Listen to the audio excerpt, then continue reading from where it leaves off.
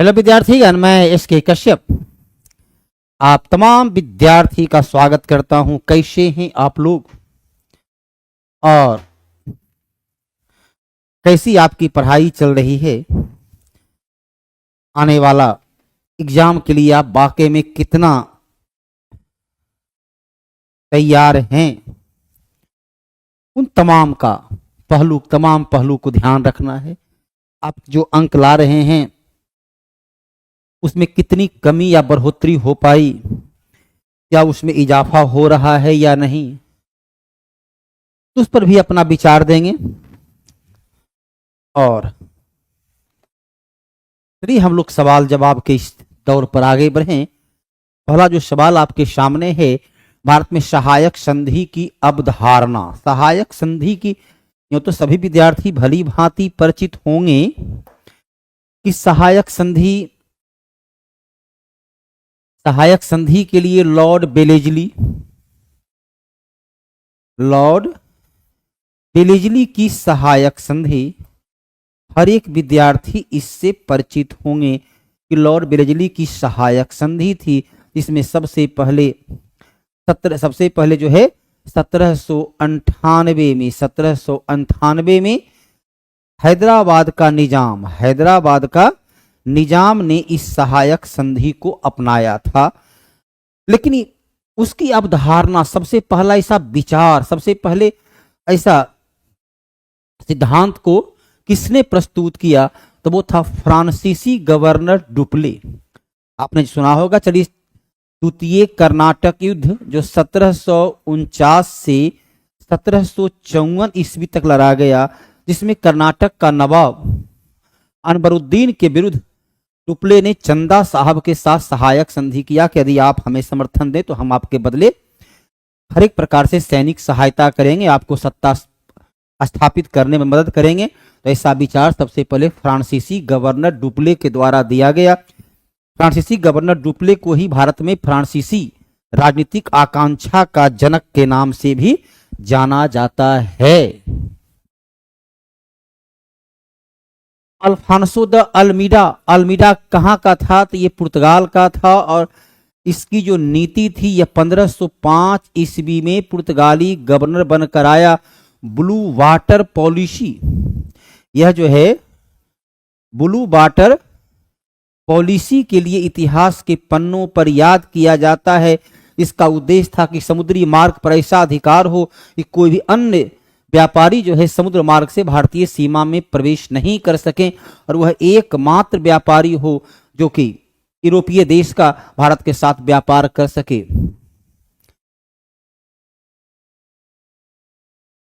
जवाहरलाल नेहरू की अस्थायी सरकार में श्रम मंत्री। अब अस्थायी सरकार की बात आई तो 2 सितंबर 1946 को अस्थायी सरकार का 2 सितंबर 1946 को अस्थायी सरकार का गठन किया गया। ये उस वक्त लॉर्ड बेबेल, उस वक्त कौन थे? लॉर्ड बेबेल भारत के वाइसराय हुआ करते थे। 2 सितंबर 1946 को पंडित जवाहरलाल नेहरू देश के प्रधानमंत्री बने। तब श्रम मंत्री जगजीवन राम बने। सी राजगोपालाचारी तो उस समय देश के क्या थे? उस वक्त तो देश में वो शिक्षा मंत्री बनाया गया, ये शिक्षा मंत्री बने। अरुणा आसफ अली रेल मंत्री बनी। ये तीनों जो है उस अंतरिम मंत्रिमंडल से जुड़े हुए थे। जगजीवन राम बिहार के थे, बिहार के एक और थे डॉक्टर राजेंद्र प्रसाद, जिन्हें खाद्यान्न एवं कृषि मंत्री बनाया गया था। अभी तक आपकी उपस्थिति संतोषजनक नहीं है, इतनी कम उपस्थिति। टार्जन जी, क्यों? महात्मा गांधी ने किस घटना को हिमालयी भूल कहा? अर्थात हिमालयी जैसा भूल है वो घटना कौन सा? भगत सिंह को फांसी कब दिया गया? तो 23 मार्च 1931 को भगत सिंह को फांसी दी गई। जलियांवाला बाग हत्याकांड 13 अप्रैल 1919 को हुआ। चौरी चौरा कांड 4 फरवरी 1922 को हुआ। तीनों घटना भारतीय स्वतंत्रता संग्राम से जुड़ा हुआ है। लेकिन महात्मा गांधी का संबंध किससे है? जलियांवाला बाग हत्याकांड से महात्मा गांधी का कोई संबंध तो है नहीं। आपने पढ़ा होगा कि पंजाब का लोकप्रिय नेता सत्यपाल पंजाब का लोकप्रिय नेता सत्यपाल और सैफुद्दीन किचलू को बंदी बनाए जाने के 10 अप्रैल को बंदी बनाया गया। तो इन्हें बंदी बनाए जाने के विरोध में वहां शांतिपूर्वक सभा प्रदर्शन चल रहा था। भगत सिंह को सौंदर्स हत्याकांड के आरोप में दी गई सजा। तो चौरी चौरा कांड में आपको पता होगा कि असहयोग आंदोलन जो महात्मा गांधी के द्वारा चलाया गया, इस असहयोग आंदोलन के दौरान महात्मा गांधी के द्वारा चलाए गए इस आंदोलन में 4 फरवरी 1922 को गोरखपुर के निकट चौरी चौरा में उग्र भीड़ ने 22 पुलिसकर्मी को जिंदा जला दिया और महात्मा गांधी को असहयोग आंदोलन वापस लेना पड़ा। इसी के कारण महात्मा गांधी ने कहा कि जनता अभी आंदोलन के लिए पूरी तरह तैयार नहीं थी। वो हमारी हिमालय जैसे भूल थी कि अभी जनता में प्रशिक्षण नहीं था, जनता मानसिक तौर पर सत्याग्रह के लिए तैयार नहीं है और मैंने उसे सत्याग्रह करवाया, तो ये मेरी राजनीतिक तौर पर ये भूल है। चौरी चौरा हत्याकांड है ना। 1857 के विद्रोह मुख्यतः किस कारण से असफल रहे? 1857 का विद्रोह को क्या बोलते हैं? उसे कोई सैनिक विद्रोह कहते हैं, तो कोई उसे प्रथम राष्ट्रीय स्वतंत्रता संग्राम। बीडी सावरकर पहला विद्वान थे जिन्होंने इसे प्रथम राष्ट्रीय स्वतंत्रता संग्राम कहा। तो वहीं भारत के ही रमेश चंद्र ये मजुमदार कहते हैं न तो प्रथम, न ही राष्ट्रीय और न ही स्वतंत्रता संग्राम। इंग्लैंड के इतिहासकार और बाद में प्रधानमंत्री बने डिजरायली इसे राष्ट्रीय विद्रोह कहते हैं। तो सर जॉन लॉरेंस और सीले इसे सिपाही विद्रोह कहते हैं।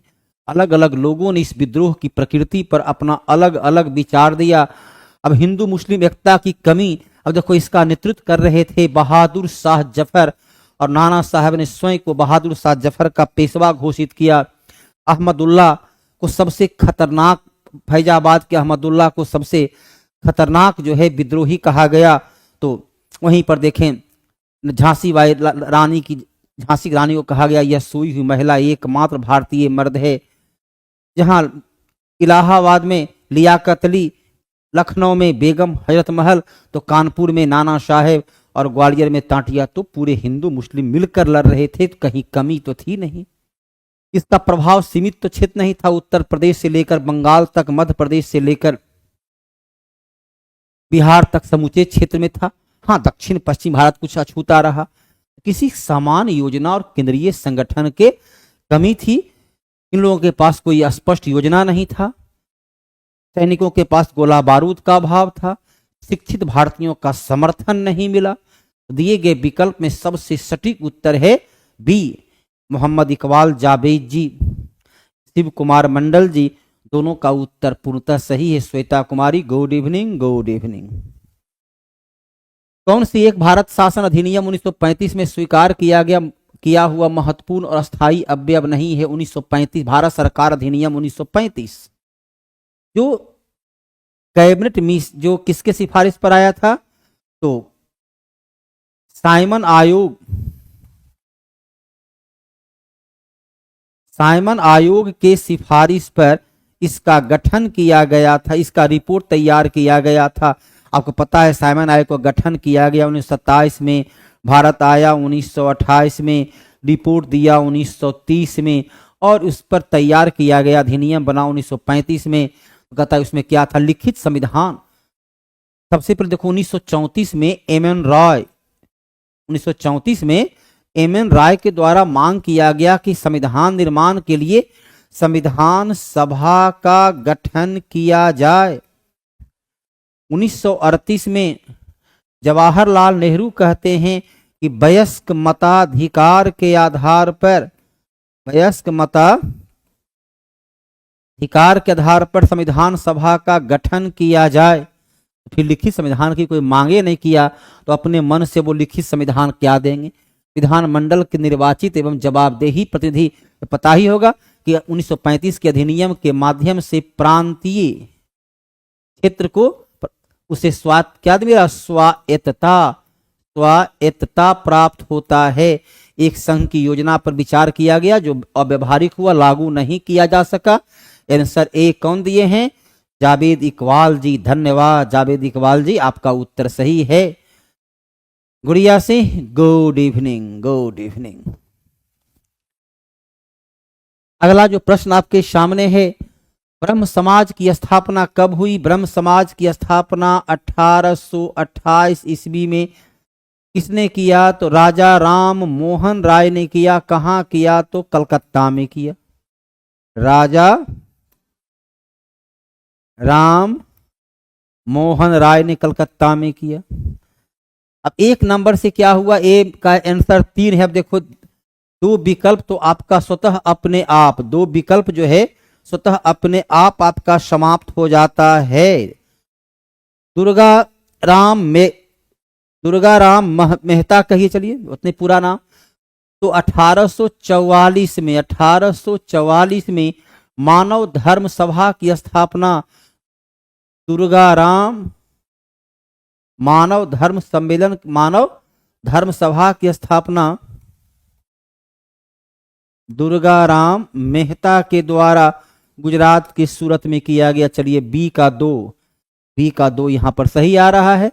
आज समाज की स्थापना 1875 में किसने किया? दयानंद सरस्वती के द्वारा कब किया गया? तो 1875 ईस्वी में। एक सही है। चलिए, क्योंकि उपयुक्त में से कोई नहीं और इनमें से कोई नहीं, जो विकल्प है वो विद्यार्थी को थोड़ा सा कंफ्यूज करता है, क्योंकि अब उसमें सभी का सभी सही होना चाहिए। इसकी स्थापना 1923 में लखनऊ में कौन है? सैयद मुंगेरी के द्वारा किया गया। अर्थात आंसर आपका सी सही है। अक्सर हाँ, इसे विकल्प में क्या होता है, एक या दो यदि सही है तो विकल्प से कूट से पकड़ा जाता है, लेकिन यहाँ उपयुक्त में से कोई नहीं है और उपयुक्त एक से अधिक वाला जो विकल्प, इसमें चारों को मिलाना पड़ेगा कि वाकई में चारों मिल रहा है या नहीं। तो आंसर क्या है? सी। चलिए जावेद जी एक बार फिर, टार्जन जी फिर 35 नंबर। चलिए कोई दिक्कत नहीं। 35 नंबर क्या है? कौन सा भारत शासन अधिनियम 1935 को स्वीकार किया हुआ महत्वपूर्ण अस्थायी अवयव नहीं है? देखिए नहीं है। 1935 के अधिनियम में कहीं भी लिखित संविधान की बात नहीं कही गई है। सबसे पहली बार अंग्रेजों ने 1940 में, जो अगस्त प्रस्ताव के नाम से जाना गया, 8 अगस्त 1940 को लिथगो ने प्रस्ताव दिया था। उसमें पहली बार कहा गया। हाँ बाबू शिव कुमार मंडल जी, 35 में नहीं ही है। पहली बार अंग्रेजों ने 1940 में कहा, यदि भारतीय लोग द्वितीय विश्व युद्ध में समर्थन दें तो विश्व युद्ध में विजय के बाद संविधान सभा का गठन किया जाएगा। संविधान सभा का गठन का प्रस्ताव सबसे पहली बार अंग्रेजों के द्वारा 1940 के अगस्त प्रस्ताव में दिया गया। भारतीयों ने पहली बार संविधान सभा की मांग 1934 में ही किया। कांग्रेस के द्वारा तो मांग ही 1935 में राजेंद्र प्रसाद के द्वारा किया गया। तो फिर 35 में अंग्रेज अपने मन से तो नहीं दे देगा बाबू।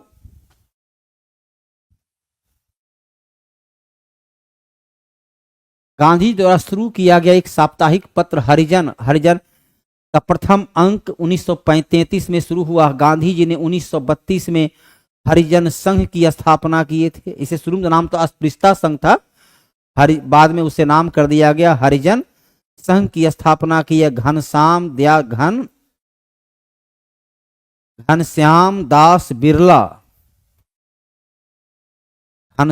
दास बिरला जो है इसके पहला अध्यक्ष थे। यह कहां प्रकाशित हुआ था? पूना में। महात्मा गांधी इसके पहले 1919 में यंग इंडिया, महात्मा गांधी 1919 में यंग इंडिया, और इसी का गुजराती रूपांतरण जो है और हिंदी रूपांतरण नवजीवन का भी प्रकाशन कर चुके थे। 37 पूना एकदम सही है बाबू।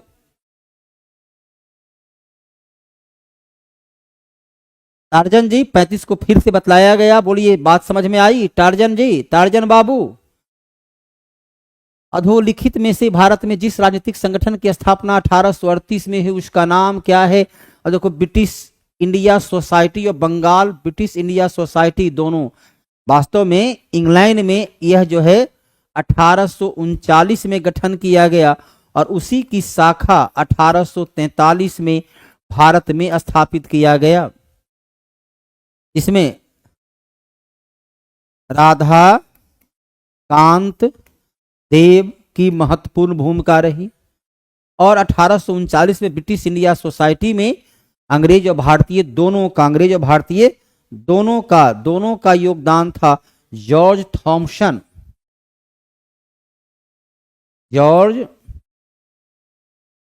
थॉम्पसन और देवेंद्र नाथ टैगोर दोनों की महत्वपूर्ण भूमिका थी। जमींदारी एसोसिएशन की स्थापना द्वारिका नाथ टैगोर के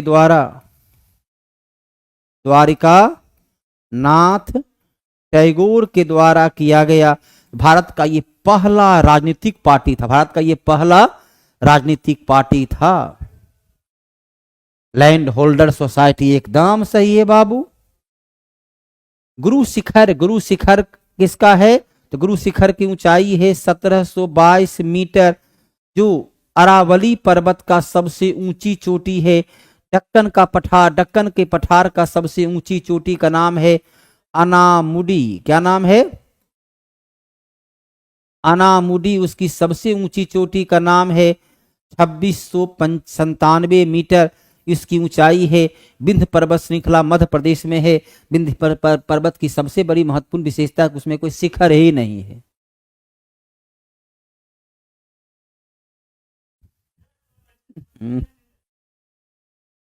तो देखो नहीं लिखे हैं बाबू, क्या लिखे हैं मोहम्मद इकबाल जावेद जी।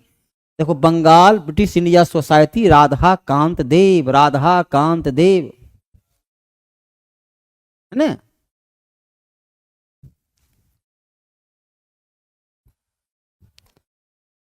महाधमाका ऑफर, 1 डे ऑफर, एक दिन का ऑफर है। ये ऑफर कब के लिए? 26 जनवरी, कल गणतंत्र दिवस है।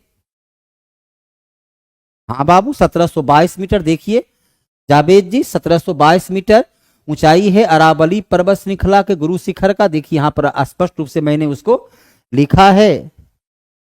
महाधमाका ऑफर, 1 डे ऑफर, केवल एक दिन का है। सभी क्लासे कोर्स के लिए जितना भी कोर्स प्लेटफॉर्म में चल रहा है, प्लेटफॉर्म बाय नवीन सिंह के नेतृत्व में जितने भी कोर्स चल रहे हैं, रिपब्लिक डे गणतंत्र दिवस के अवसर पर अप टू 20% डिस्काउंट मिल रहा है। यदि आप कल एडमिशन लेते हैं, आज से कल तक, तो उसका तो यकीनन तौर पर जो है उसका लाभ आपको मिलेगा और इस सुनहरा अवसर का लाभ उठाइए। दक्षिण भारत की सबसे ऊंची चोटी अनामुडी चोटी है, जिसकी ऊंचाई 2697 मीटर है। ये यह जो है अन्नामलाई पर्वत जो पश्चिमी घाट की पर्वत है, उसी का ये पड़ता है चोटी। दक्षिण की सबसे ऊंची चोटी का नाम है अनामुडी चोटी। भारत का एकमात्र उद्योग जो आत्मनिर्भर एवं मूल्य श्रृंखला में पूर्ण है, वो है कपड़ा उद्योग। भारत में सबसे पहले कपड़ा उद्योग 1854 में। अब देखिए लोहा उद्योग जो है, तो लोहा उद्योग के बारे में क्या पढ़ते हैं कि लोहा उद्योग में बोकारो रूस की सहायता से, भिलाई रूस की सहायता से, दुर्गापुर इंग्लैंड की सहायता से, राउरकेला जर्मनी की सहायता से, तो हमें विदेशियों की, लेकिन कपड़ा उद्योग में किसी विदेशी कंपनी, विदेशी टेक्नोलॉजी का हमारे पास सहायता नहीं आया। तो उसमें क्या है? तो कपड़ा उद्योग। चीनी उद्योग को तो संरक्षण का शिशु, चीनी उद्योग को क्या बोलते हैं? इसे तो संरक्षण का शिशु। अंग्रेजों ने इसे भरपूर संरक्षण दिया, तो संरक्षण का शिशु के नाम से इसे जाना गया। अंग्रेजों ने ही सबसे पहली बार जो है 1903-4 में बिहार के मलहौरा में आपका चीनी उद्योग की स्थापना किए। 1952 में राष्ट्रीय बंद नीति के अनुसार, चाहे 1952 हो भारत में वन 33% भूभाग पर वन चाहिए। वन जो है 2021 की रिपोर्ट के अनुसार पर 21.67% पर वनाच्छादित है या सघन वन है और 24.62% पर सब जोड़ दें तब जितना गांव देहात का सभी पेड़ पौधा को मिला दें तब वो सब मिलकर के हो जाता है। कौन सा बंदरगाह आज़ादी के बाद सबसे पहले मुंबई बंदरगाह देखी तो अंग्रेजों के काल में गुलाम भारत में अंग्रेजों के काल का ही बना हुआ बंदरगाह है। ये बंदरगाह जो है 1873 में ही कब बना तो 1873 में ही बना। तो स्पष्ट है कि मुंबई तो आपका होगा नहीं। अब आपके सामने बचा कर्नाटका का मंगलोर और कांगड़ा। 1962 में बनना शुरू हुआ और 74 में बनकर तैयार हुआ। 1974 में बना मंगलोर बंदरगाह। कांडला बंदरगाह गुजरात का है। 1956 में कांडला बंदरगाह बनकर तैयार हुआ। तो स्वतंत्र भारत का पहला बंदरगाह गुजरात का कांडला बंदरगाह जो पश्चिम तट पर है, ये भी पश्चिम तट पर है और ये भी पश्चिम तट पर ही है। पश्चिम तट का ये तीनों बंदरगाह है। मुंबई बंदरगाह भारत का सबसे बड़ा और कांडला ज्वारीय बंदरगाह के रूप में इसकी पहचान होती है। आंसर पे ले देना, आंसर है कांडला बंदरगाह 1956। मुंबई में पहली सफल कपड़ा मिल 1854 में कवासजी डाबर के द्वारा इसकी स्थापना किया गया। कवासजी डाबर ने इसकी स्थापना मुंबई में किया था। ऐसे पहला कपड़ा मिल 1818 में पश्चिम बंगाल में स्थापित हुआ, लेकिन वह सफल नहीं हो सका क्योंकि वहां की भौगोलिक वातावरण कपड़ा व्यवसाय के लिए, कपड़ा उद्योग के लिए उपयोगी नहीं था, लाभदायक नहीं था 1854 में। अब इसमें कुछ विकल्प ऐसा है नहीं जिसकी चर्चा विशेष रूप से कर सकें। शिखर बैच बीपी शिक्षक भर्ती 4068 9 10 11 12 सभी के लिए जनरल स्टडी कॉमन पेपर की पढ़ाई 40 मार्क का जीएस के लिए मात्र 450 रुपया में सुयोग शिक्षक के माध्यम से किया जा रहा है। और यकीनन तौर पर आपको देख शिक्षक की गुणवत्ता तो आप देख ही रहे हैं।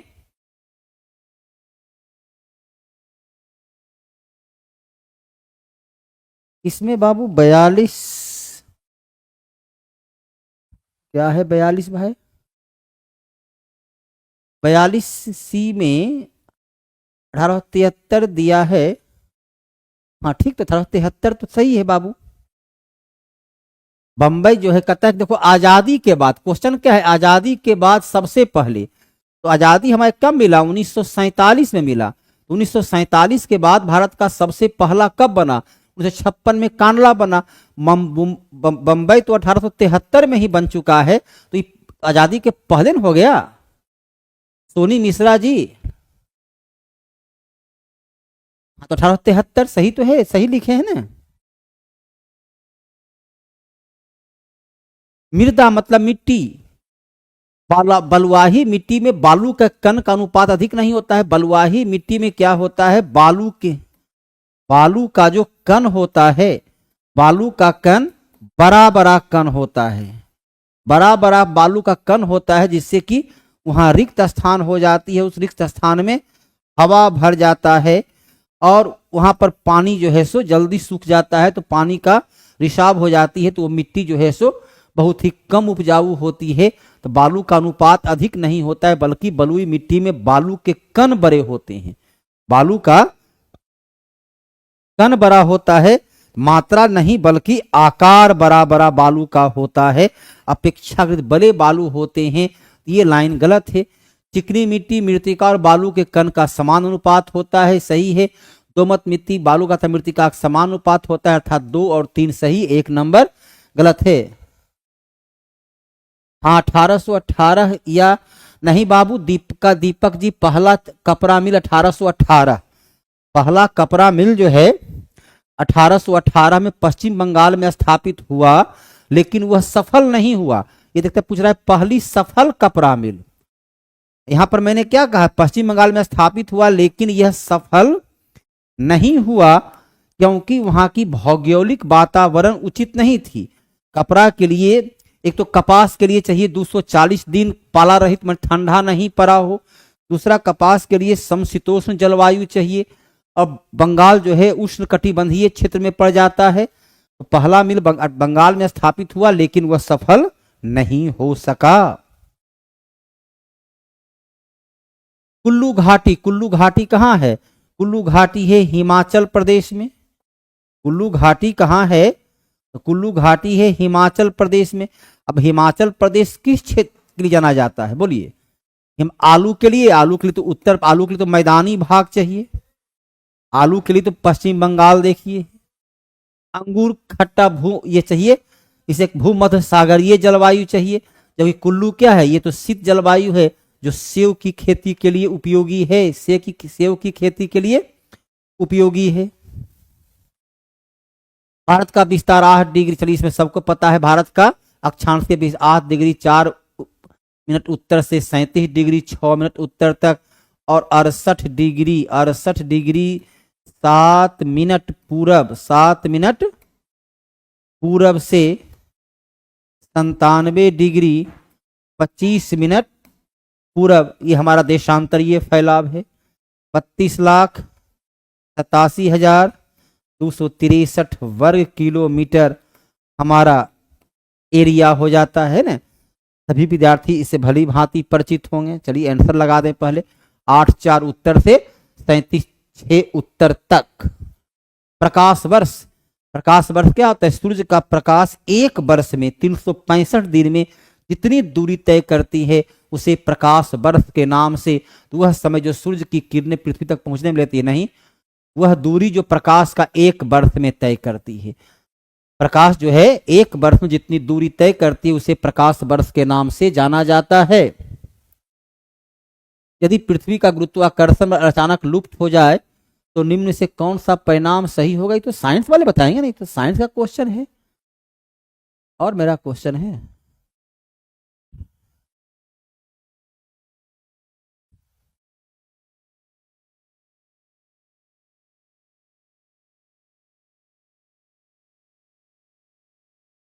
वित्त मंत्रालय ने हाल ही में कितने कंपनी को नवरत्न कंपनी 1997 से नवरत्न कंपनी का दर्जा दिया जाने लगा?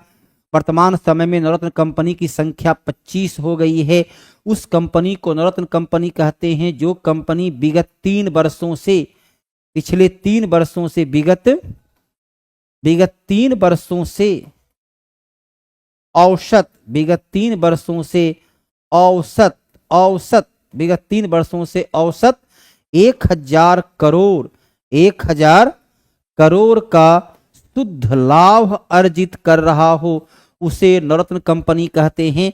तो वर्तमान समय भारत सरकार के द्वारा अन्य 4 को मिला है। कौन कौन? RailTel company, RailTel company number 1। Number 2 पर कौन है? Solar energy company, solar energy company number 2 पर है। नंबर 3 पर कौन है?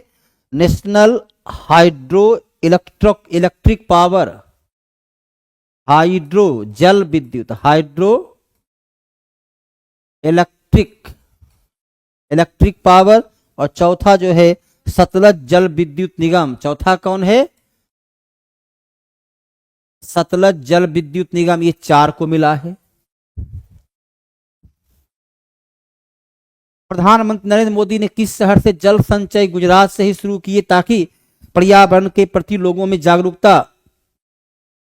63 का उत्तर 5। मुझे तो विद्यार्थीगण ज्ञात यही है 4 company, RailTel company, solar energy company, national hydro electric company और सतलज जल विद्युत। मुझे तो यही 4 पता है। 5वां कंपनी कौन है बोल दीजिए, थोड़ा सा हम भी ध्यान दे लेंगे। ऐसा करंट अफेयर्स हो सकता है कि हम कंफ्यूज कर गए हों, लेकिन जहां तक मेरी जानकारी है 4 ही कंपनी है।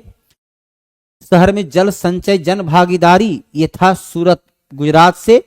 टाटा एडवांस जो है अमेरिका की कंपनी, यूएसए की कंपनी लॉकहीड मार्टिन के साथ समझौता किया है, लॉकहीड मार्टिन के साथ समझौता किया है। जीके जीएस डिटेल में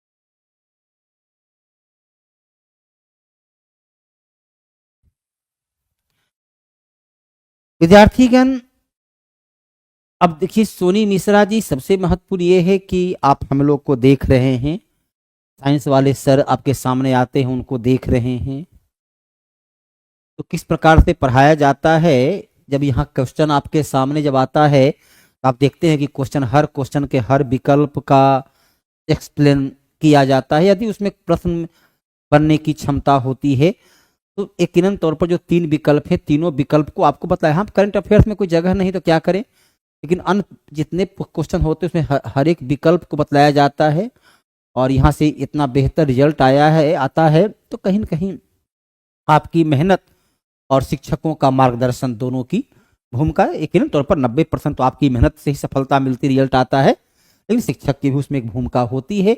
एशियाई ओलंपिक परिषद के पहले अध्यक्ष चुने गए हैं रणधीर सिंह। पीटी उषा भी राज्यसभा की मेंबर हैं। गगन नारंग चलिए ओलंपिक विजेता है। 51वां मुख्य न्यायाधीश बने हैं संजीव खन्ना। अब इसके पहले DY चंद्रचूड़ थे, तो वर्तमान में संजीव खन्ना जो है वो मुख्य न्यायाधीश के पद पर, 51वां न्यायाधीश के पद पर काम कर रहे हैं। अंतर्राष्ट्रीय गीता महोत्सव जो है ये हरियाणा के कुरुक्षेत्र में हुआ। अब चूंकि ये करंट अफेयर्स के मथुरा में क्या बतला सकते हैं, वाराणसी में क्या बतला सकते हैं करंट अफेयर्स में, ब्रिक्स, B से ब्राजील, R से रसिया, I से इंडिया, C से चाइना और S से साउथ अफ्रीका। शुरू में इसका नाम था ब्रिक, स्थापना हुआ था 2009 में, फिर ब्रिक्स हो गया, तब स्थापित हो गया 2010 में, और अभी इसकी बैठक रूस में हुई, जिसमें इन 5 देश के अलावा ईरान, मिस्र, संयुक्त अरब अमीरात, संयुक्त अरब, ईरान, मिस्र और एक देश कौन और है, एक देश इथियोपिया, एक देश और कौन है बाबू, किन्हीं को नाम याद है, शायद इथियोपिया ही है शायद, एक देश कौन है, इथियोपिया। अभी 9 देश शामिल हुए, इथियोपिया, ये 9 देश इसमें, इस बैठक में पहली बार 9 देश बैठक में शामिल हुए। T20 इंटरनेशनल में सबसे तेज गति शतक लगा, सबसे तेज गति से क्या नाम है, राशिद खान पहला नंबर पर हैं। राशिद खान जो अफगानिस्तान के हैं, उन्होंने 100 विकेट प्राप्त किया। और अभी नेपाल के संदीप लमिछाने हैं जो 100 विकेट प्राप्त कर लिया, 100 विकेट प्राप्त कर लिया। तो 100 विकेट प्राप्त किए, शायद कितना मैच है, 54 मैच। किन्हीं विद्यार्थी को पता है मैच की संख्या क्या है, मैच की संख्या 54 मैच, 54वां मैच में ये प्राप्त किए।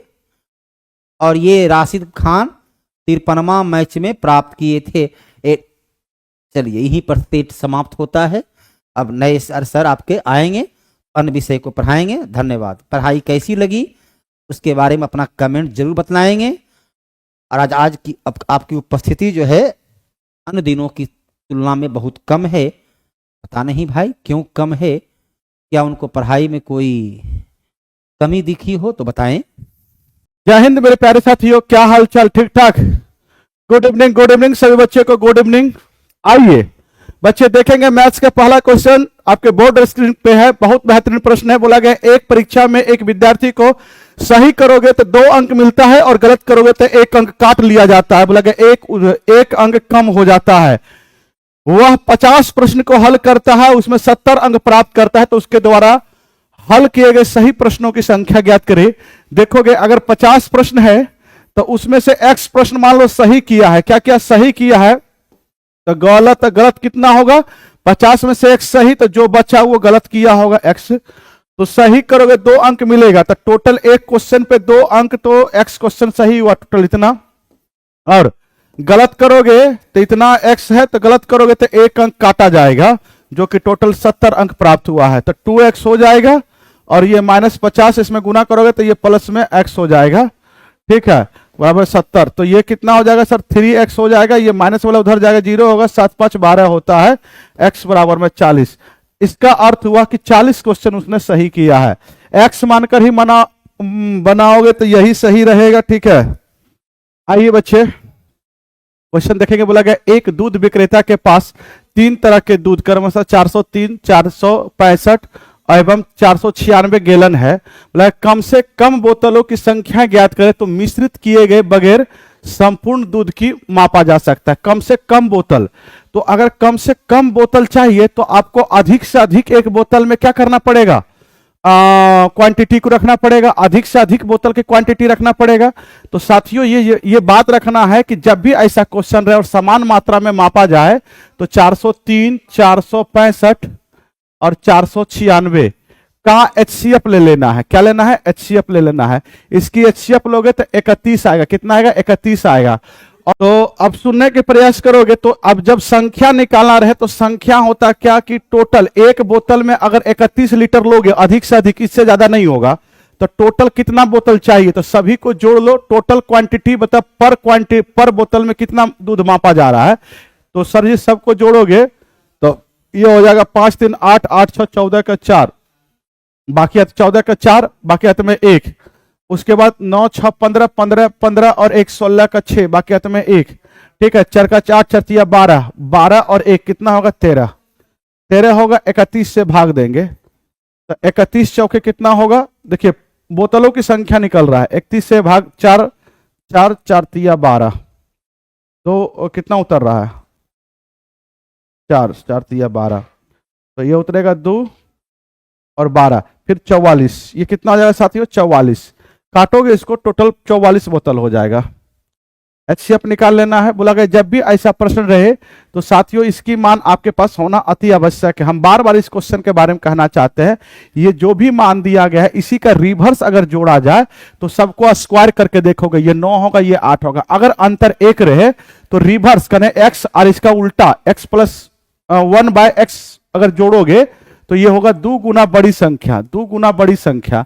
माइनस रहता तो 2 गुना छोटी संख्या, तो 2 गुना बड़ी संख्या कौन है, तो 9 की 8, तो 9, 9 के पास क्या है 3, मतलब 2 गुना 3 करोगे, 2 गुना 3 करोगे कितना हो जाएगा, 6 हो जाएगा।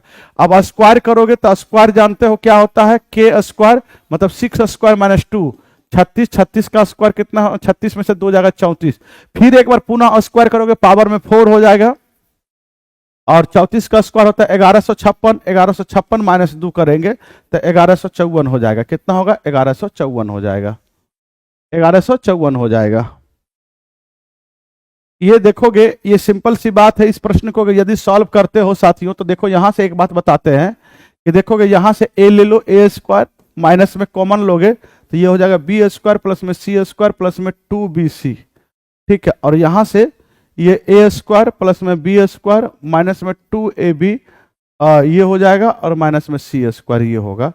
तो एक बात आप मुझे बताने के प्रयास करोगे, इसको a स्क्वायर पूरा मानो, इसको b मानो, ठीक है। ये सबसे पहले देखोगे ये हो जाएगा क्या, a स्क्वायर, और ये चीजें हो जाएगा a प्लस में b का क्या है, a और c है, b प्लस c का whole square, b plus c का होल स्क्वायर, क्योंकि a b square plus c square plus 2bc है, तो ये हो जाएगा। और नीचे में क्या होगा, तो a माइनस b का होल स्क्वायर का ये फॉर्मूला है, और इधर क्या है, c स्क्वायर है।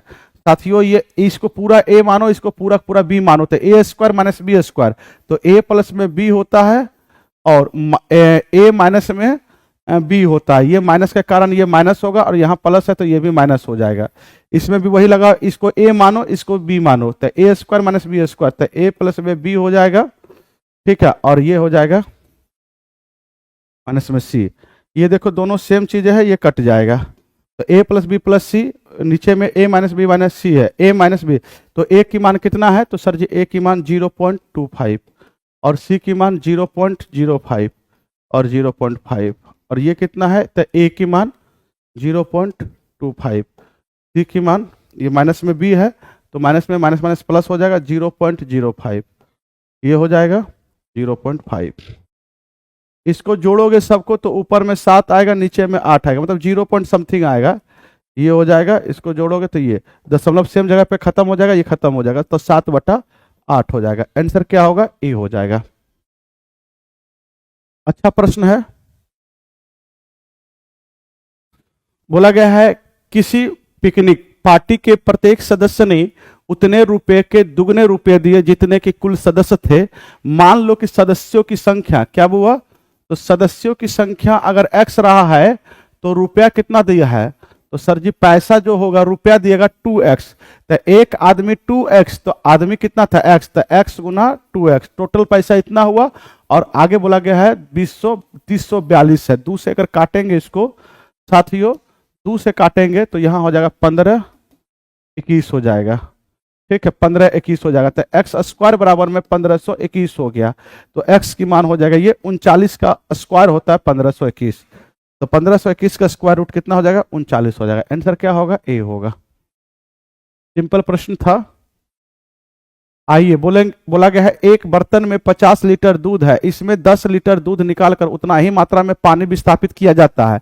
इस प्रक्रिया के 2 बार और दोहराया गया, एक बार ऊपर एक बार 2 बार नीचे, 3 बार टोटल।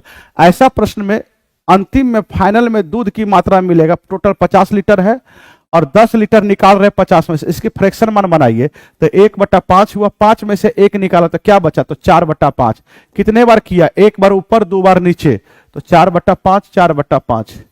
इसको काटोगे 25 दूनी 50, ऊपर गुना करोगे तो 256 ये हो जाएगा। कितना लीटर अभी शेष दूध बचेगा, कितना बचेगा, तो 25.6 लीटर। आप देख लीजिएगा। तो 3 संख्याओं का अनुपात दिया गया, इनके वर्गों का योग। जब भी वर्ग की बात बोले या रेशियो में गुना करने की बात बोले तो कोई ना कोई आप जो है वेरिएबल मानकर गुना करोगे। तो वेरिएबल x मान लो, तो पहली संख्या x हो गया, दूसरी संख्या 2x हो गया, तीसरी संख्या 3x हो गया। मतलब वर्गों का योग x स्क्वायर, 2 का वर्ग करोगे 4x स्क्वायर, 3 का वर्ग करोगे 9x स्क्वायर, सभी को जोड़ोगे तो 126 होगा। ठीक है, तो ये हो 10 4 14 x स्क्वायर हो जाएगा 126। तो एक्स स्क्वायर इसको काटोगे तो ये कितना हो जाएगा,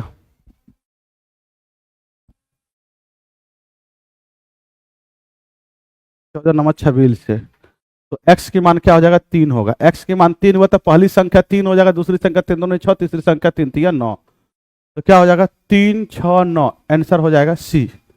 आंसर क्या हो जाएगा, सी।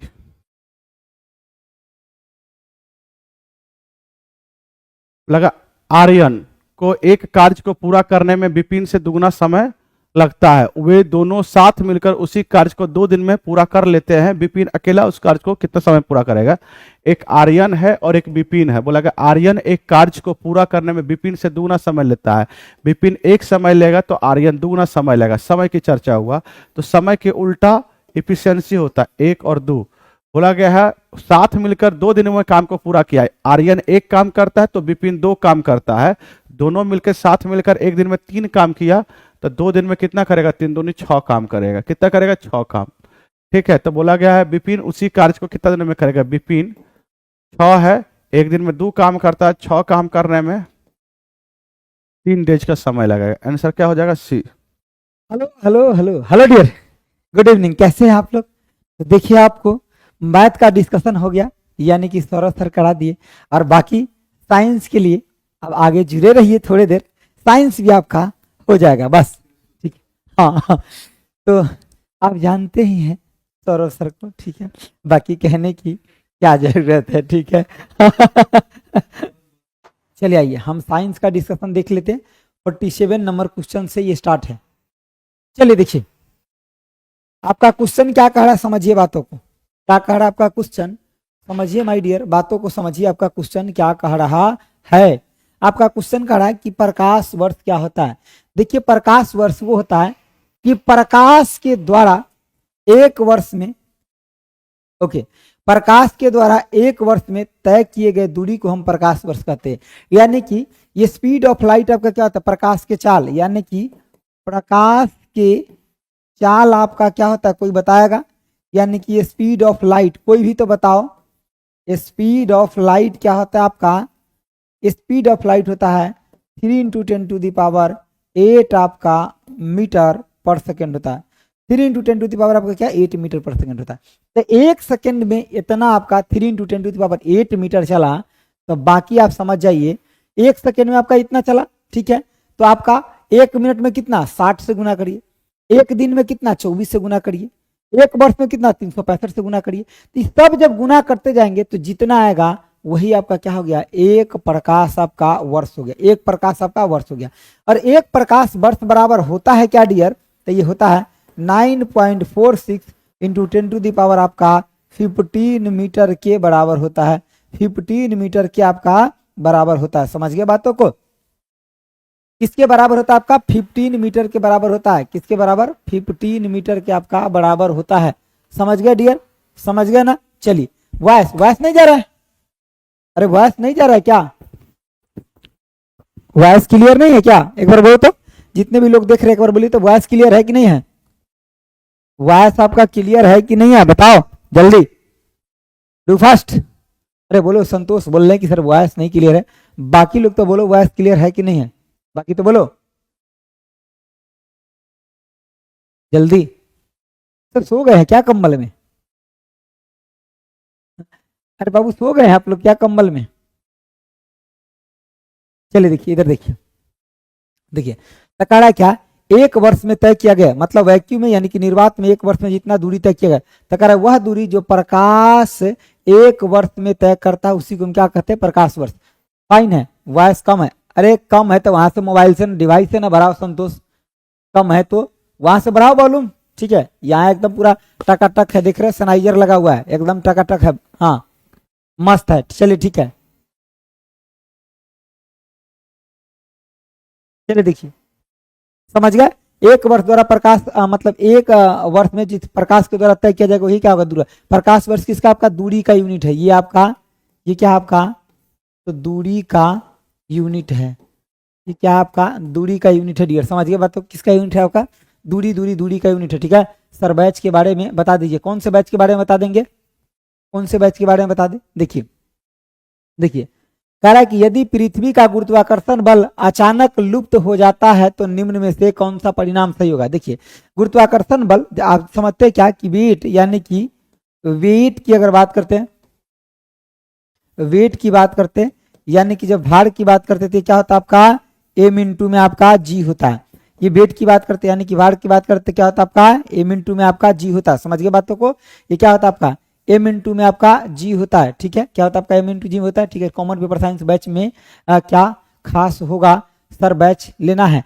अभी हमको तनका दे, रुक जाइए अभी पढ़ा लेते हैं ना, उसके बाद हम आपको बता देंगे लगा हुआ, लेकिन अभी पहले पढ़ाने दीजिए उसके बाद बताएंगे। अभी पहले इसको देखिए, देखिए समझिए m इंटू में g होता है। लेकिन अगर मान लीजिए कि मास तो कभी नहीं बदलता है, यानी कि जो आपका मास है, मास ये कभी नहीं और कहीं नहीं बदलता है, ये आपका ये कभी नहीं नहीं और आपका और कहीं कहीं नहीं बदलता है, कहीं नहीं बदलता है, ये कभी नहीं बदलता है और कहीं नहीं बदलता है। लेकिन दूसरी भाषा में हम ये कहें कि सर जी ये आपका बदलता है, ये आपका बदलता है, ठीक है ना।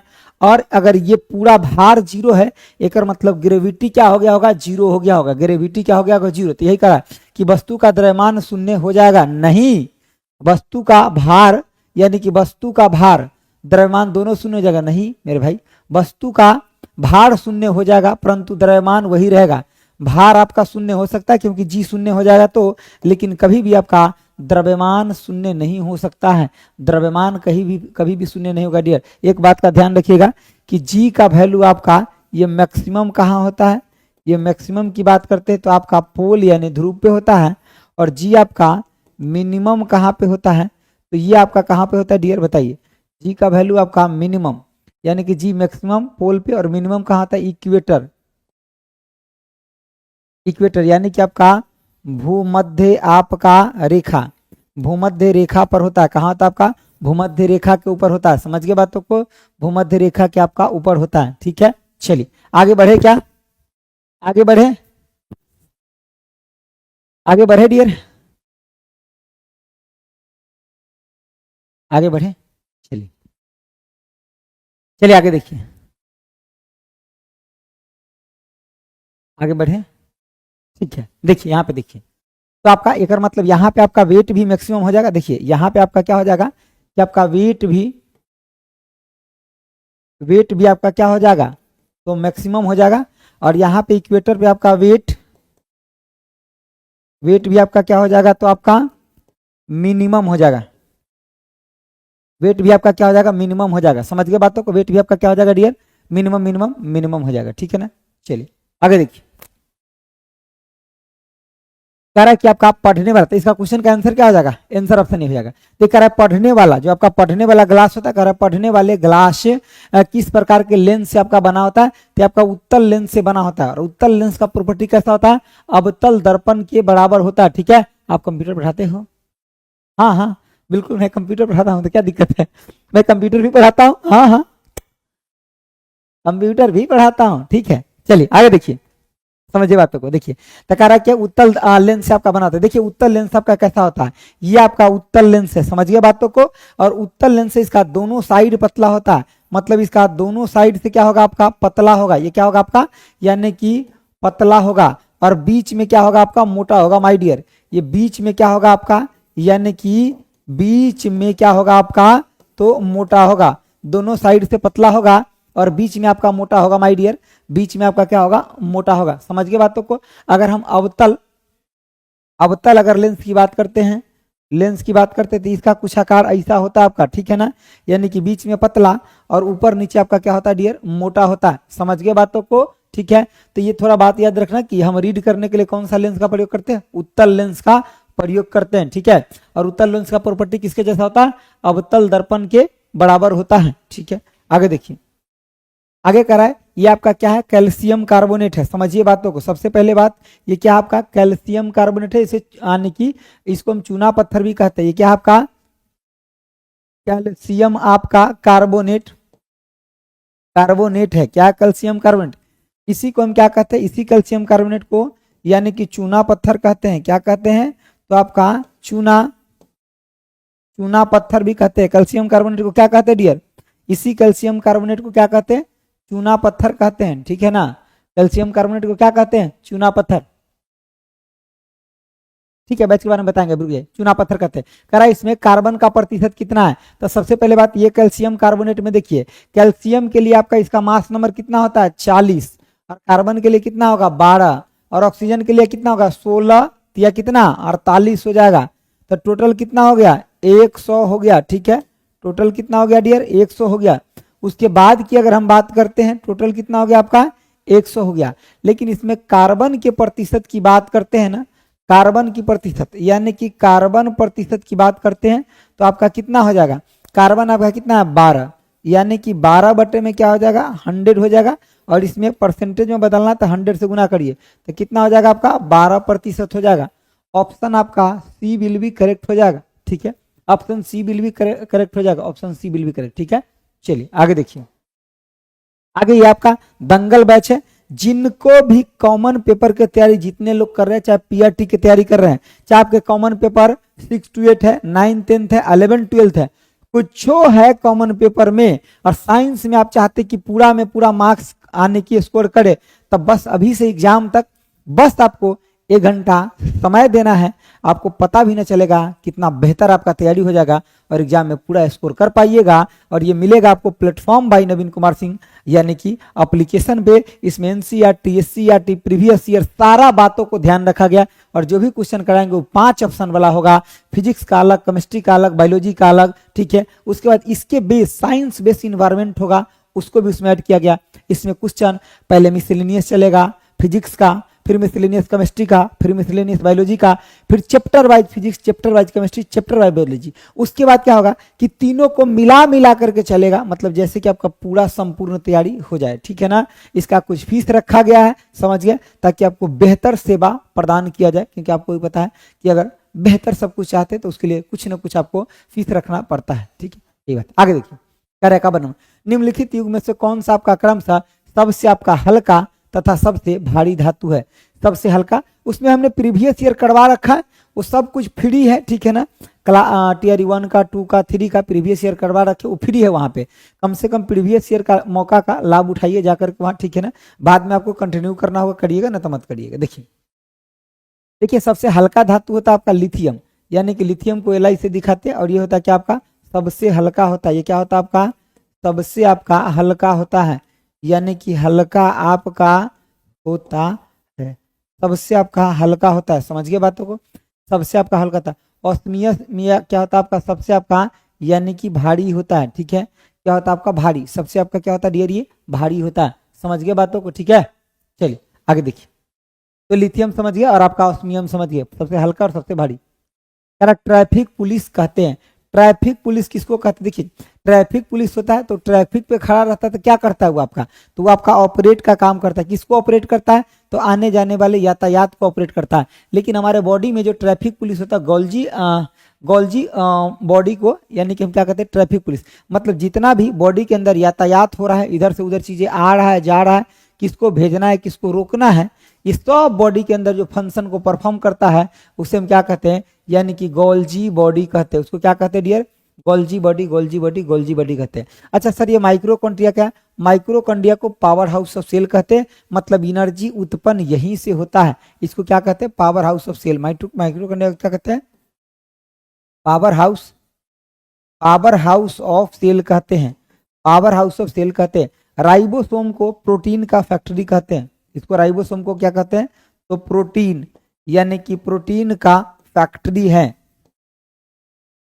प्रोटीन का फैक्ट्री आपका राइबोसोम क्या है आपका? तो प्रोटीन का फैक्ट्री है। समझ गए बातों को? राइबोसोम क्या है आपका? प्रोटीन का फैक्ट्री। कॉमन पेपर का बैच नहीं है, कॉमन पेपर का साइंस का आपका है, ठीक है ना। साइंस का जो 8 नंबर आएगा, ठीक है ना, ठीक है, उसे तैयारी करिए, आपको बेहतर महसूस होगा। ठीक है, आगे देखिए। कह रहा है कि अस्थाई दांत का यानी कि क्रम मध्य से आपका पश्च की ओर आने की प्रकार होता है। समझिए बातों को, देखिए। जो आपका अस्थाई दांत होता है ना, अस्थाई, सबसे पहले जो आपका परमानेंट टीथ जो होता है आपका, परमानेंट, परमानेंट जो आपका टीथ होता है, ये कितना होता है आपका? तो 32 गो होता है। इसका फॉर्मूला क्या होता है? टीथ फॉर्मूला की बात करते हैं।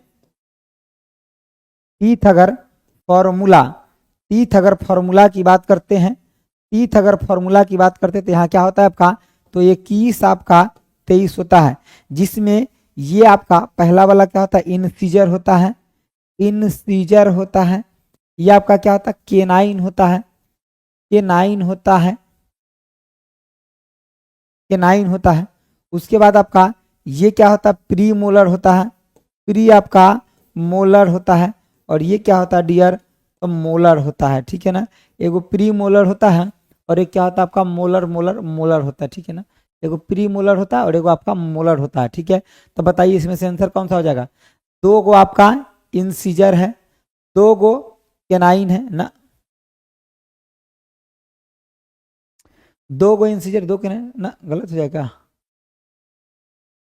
21 फॉर्मूला होता है इसका, इसका फॉर्मूला तो 21-23 होता है, 21-23 होता है इसका फॉर्मूला डियर। 2 इंसीजर 1 केनाइन, हाँ 2 इंसीजर 1 केनाइन, ठीक तो है।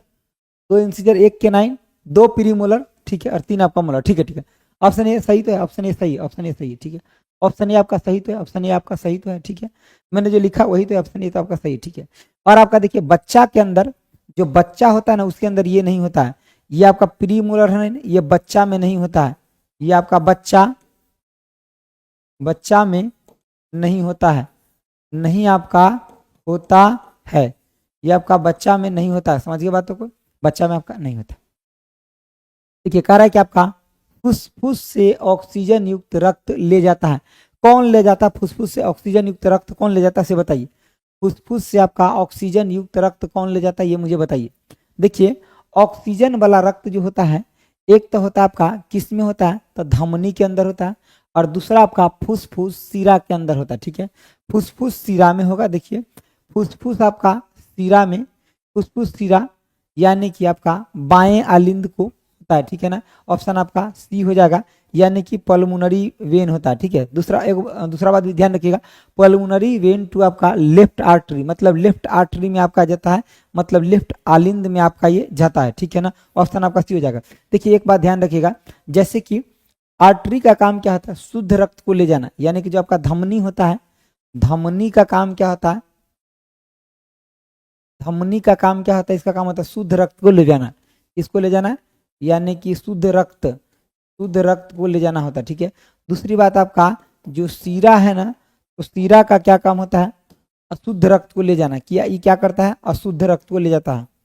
अशुद्ध अशुद्ध आपका रक्त को ले जाता है, यानी कि ले आपका जाता है। अशुद्ध रक्त को क्या करता है डियर, ले जाता है। अशुद्ध रक्त को आपको क्या करता है डियर, ले जाता है। समझ गए बातों को, अशुद्ध रक्त को क्या करता है आपका, ले जाता है, ठीक है।